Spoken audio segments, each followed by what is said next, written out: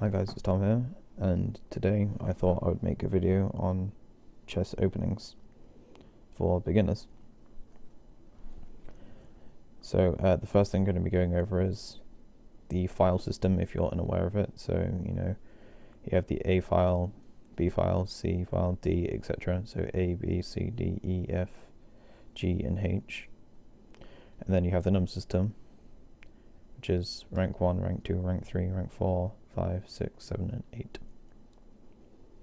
Now in chess, the what player goes first, but you should know that already.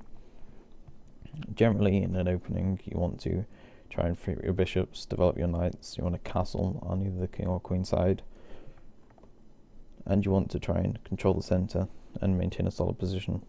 And you've got to remember to keep your king safe. So, if we look at the opening moves that we could do, there are a total of 20 possible opening moves, but generally you only see about 4 or 5. You don't really want to be moving one of the wing pawns in the A or H file, because if you do that, it's not really achieving a lot.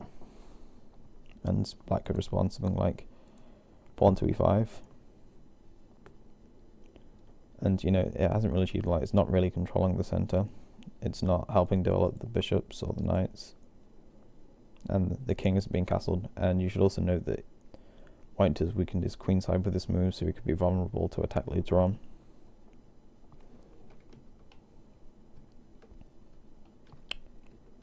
On rare occasion, you will see white move something like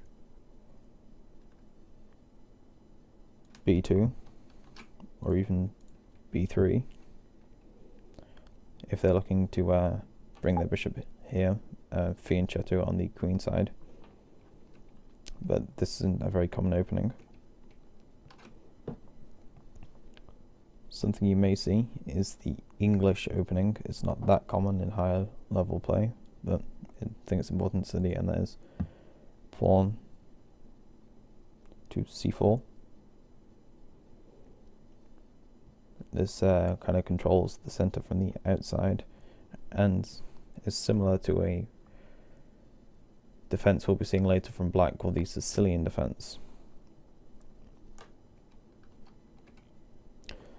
The next opening, which is probably the most common opening today, is D4. Now this opening is, as I said, it's quite common for people to use today, and it's quite passive. It does control the center, it does free up this start square bishop. But personally, I prefer the next opening, which is E4, which is probably the most aggressive out of all the pawn movements that you could do, seeing as it frees up both your light square bishop, which tends to be more powerful for white, and it frees up your queen, and it controls the center, and your position is solid as well. So that's a very solid opening move. And then you could move here, same sort of principles as the C5, except I don't think this is as structurally sound. I wouldn't recommend this as an opening move. Then you have either a pawn movement to here or here, which someone in the chess club that I play at often opens with this move. I personally think that it allows black to equalize very easily, so I don't make this move often, but again, it allows you to fianchetto your bishop and control this long diagonal here. I personally don't favor this, and then again, I feel this just wastes the tempo and doesn't really achieve a lot. Also, you can move both your knights. These are the only other pieces besides the pawn that you can move on your first move. So you could move either to here or to here.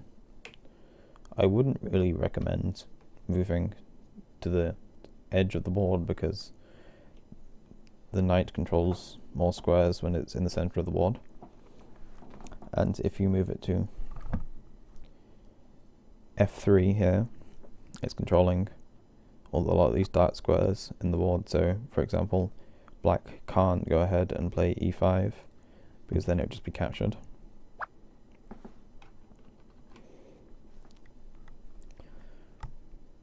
I wouldn't recommend ever playing to here with your knight unless black has a lot of attackers on this f2 square, because that square is only defended by the king, so it could be useful to have a knight here, but that's the only real exception.